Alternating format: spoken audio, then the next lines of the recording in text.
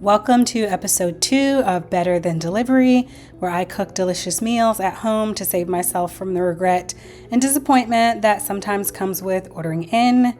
This episode, we are making what I call a coconut curry salmon with a cardamom jasmine rice and some cucumbers on the side.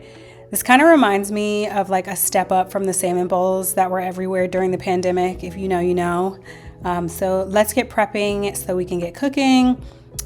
This dish is something that came about when I was trying to make a dairy-free tikka masala and make use of like this idea I had about putting coconut milk in it. And I think I just wanted chicken instead of salmon, and this made perfect sense in my mind.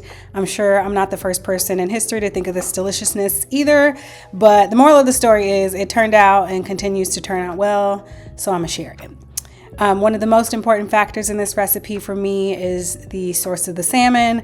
I found a Norwegian salmon that I get from Citarella, which is a specialty grocery store here in NYC. You may be able to find something comparable at a fish shop or a specialty food store if you do want to do that quality of fish. But I'm also sure frozen salmon will do just fine. Salmon from like a Whole Foods counter will do just fine, especially if you don't like your salmon more on the medium side, because I do cook this to like a medium. And if you're not willing to pay this crazy ass price because it was not cheap, or if you're feeding multiple people and need to get enough protein for several folks for the same price, I got these 2 fillets for. That's on groceries are high. Okay, I totally understand that. So let's get into prepping. I use some cardamom, some garam masala, I use cayenne, and then I used a curry powder as well, and some turmeric, along with peppers, chili peppers, bell peppers, ginger, onion. I think I said coconut milk already. And yeah, I made the sauce as the base. So the sauce is all these veggies. I rough chop them and then put them into the blender to make the base of the sauce that I'm gonna make. But we'll get more into that after I'm done chopping.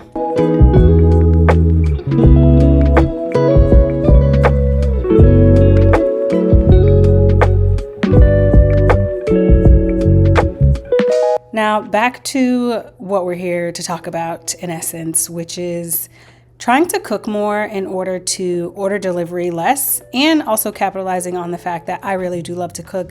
I love to spend time in the kitchen. I love delicious meals. I even love sourcing. Like, I love popping into specialty grocery stores. I love sourcing really good ingredients and trying stuff out while I can. I'm usually cooking for 1 or 2, so I don't really have to worry too much about my grocery budget right now, but I know it's a lot different when you're cooking for a full family. So I try to keep that in mind as I'm making these videos as well. And also I am still working on how much I order delivery, which is around 2 to 3 times a week at this point. Usually a breakfast or something if I need to get work started and I need to get something in my body, but I don't want to stop working in order to make a meal and clean up if I'm working from home.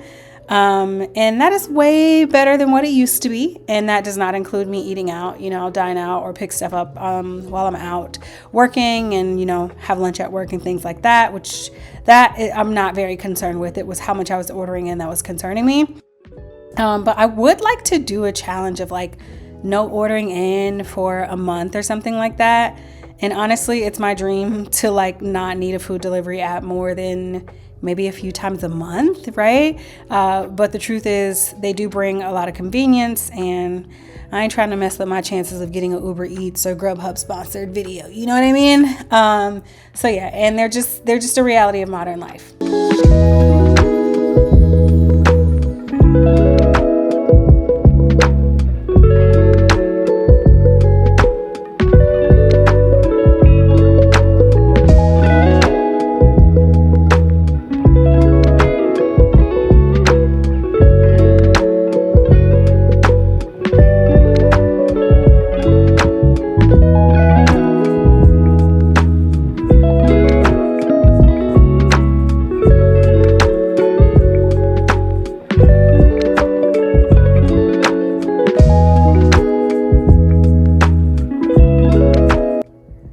always like to stop and talk about the cookware that I'm using, because cookware is really important in this recipe. I'm using this all-clad stainless steel pan to do the protein and sauce in. I have a stainless steel sauce pot that I'm doing my jasmine rice in. And then I have a smaller all-clad stainless steel pot that I actually got as a gift that I'm using just to warm up the coconut milk, because I want to incorporate the fat and like the clear part of the coconut milk to make it uniform all through. It would have done that either way in the sauce, but I just like to do it beforehand. I just feel better. I'm using this basmati rice. I wash it. I do wash my rice. I just put it in a strainer, rinse it through till the water runs clear underneath. And I'm also spicing this rice as well. I just thought to do this. It sounds like it turned out to be a great idea. So I have some fresh cardamom, and I have this Indian tea spice that I got from a small grocery store called Horseradish here in Bushwick.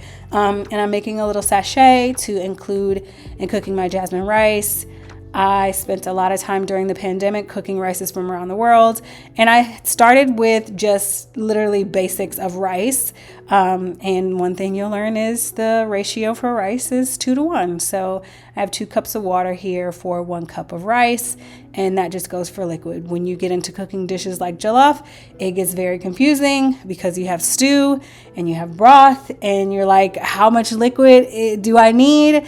Those are different things, and you'll learn as you cook different cultures' rices and things of that sort. But when it comes to basic rice that you're making with water, 2 to 1. So yeah, I include that little spice sachet in there, and I like the cardamom warm flavor that it gives to the rice. It's not very pronounced, but it's really good. And I like it in that sachet because I've once just done it with the cardamom loose in there, and it did not turn out well because I was just biting into pieces of cardamom.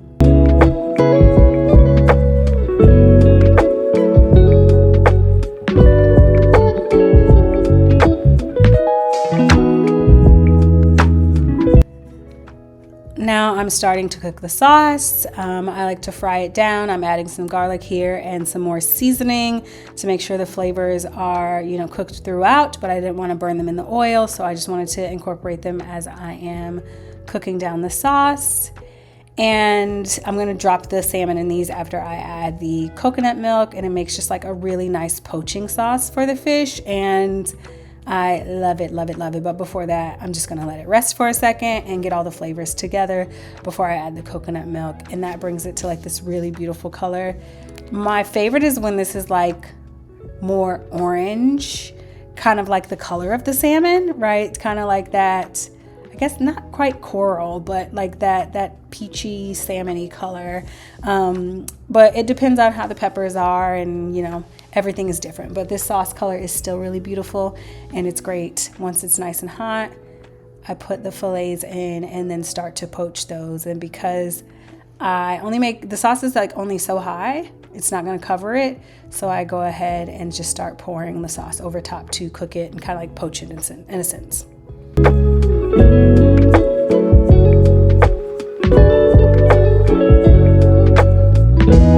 If you don't have a stainless steel pan, I think another great way to do this would be to do it in like a non-stick pan. If you just have a non-stick pan that you typically cook in, it should be fine. I've never baked this, but I feel like you could just put the fish in this sauce in the oven and bake it as well, if you don't want to like tend to it. But this actually doesn't take very long. It's not a 30-minute recipe by any stretch of the imagination, but it doesn't take too long. And that's pretty much it. Once the rice is done and the salmon is done, I cut my cucumbers fresh, and I do a little lime because it just tastes so good with the fish. And just with that spicy sauce, having something like a little zesty tangy to go along with it. And then the cucumbers are there to kind of like refresh your palate in a way, with like some coolness, and there's a lot of flavor in this sauce. So I try to keep in mind salt, fat, acid, heat, right? There's a lot of fat in this salmon, plenty of salt in the sauce. There's plenty of heat in the sauce as well. The acid is in the lime, salt, fat, acid, heat. I think I covered them all. Yeah, I think I got them all. But yeah, and that's it. It comes out like this. Serve it in a bowl. Very much salmon bowl vibes. I also like to make pickled veggies with this, like pickled shallots and cucumbers and maybe some onions. Well, shallots are onions to go along with it, but yeah. And there we have it, the coconut curry salmon with cucumbers, jasmine rice, and a lime to zest on it. Delicious meal. Saved me from ordering delivery a couple of times this week, and I've cooked this for a couple of people and they've really liked it. I cooked it for 2 friends when they came over. I've made it for my boyfriend. Actually, I've made it for 3 friends so far, so 4 people total, and people love it. So highly recommend giving it a try. Take it for a spin. If you have any questions about how to make this, please drop them down in the comments. I'm happy to answer. And thank you again for chilling out with me and helping me to not order delivery. I hope this has inspired you to make something great as well. I'll see you next time.